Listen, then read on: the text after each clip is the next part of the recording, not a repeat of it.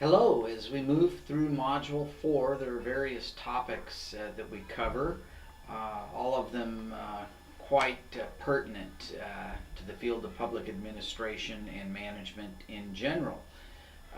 We start off with some discussion on organizational culture, what shapes that culture, how they're formed, to an extent how we change cultures.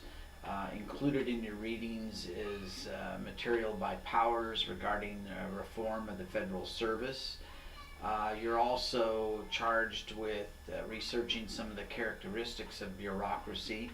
Uh, give you a hint, a good place to start is with the original author of the term and concept, Max Weber, Weber.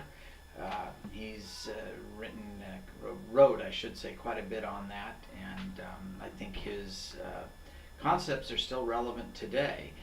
It's important not to confuse bureaucracy solely with government organizations.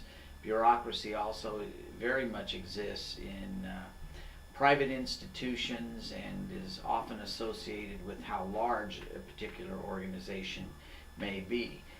We also get into Warren Bennis on leadership.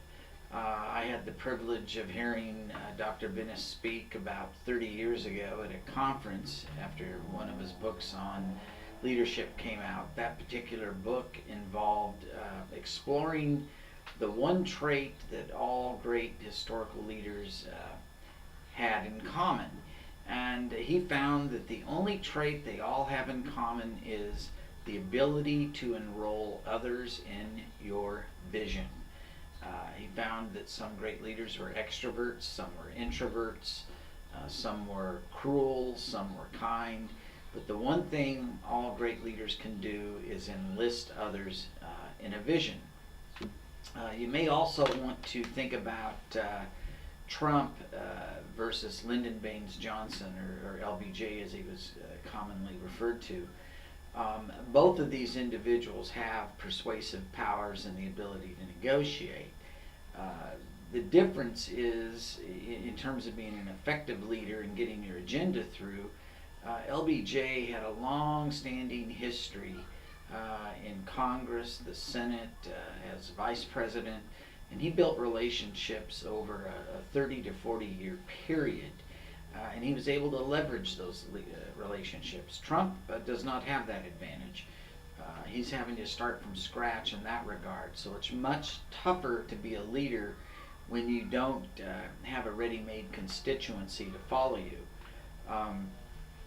Berman discusses in this module cynical citizens, which I think we can all agree is very relevant to contemporary times.